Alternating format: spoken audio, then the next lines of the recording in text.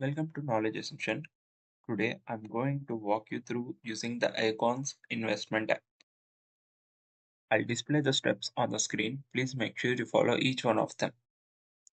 If you are new to investing or want a simplified way to save and grow your money, Acorns could be a great choice.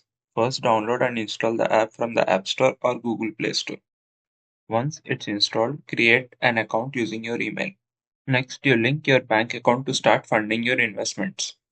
Acorns automatically rounds up your purchases to the nearest dollar and invests the spare change. This feature is called roundups. Additionally, you can set up recurring investments like depositing $5 or $10 weekly. This app offers several diversified portfolios ranging from conservative to aggressive based on your risk preference. Choose one that suits you and Acorns will handle the rest, rebalancing your portfolio automatically over time.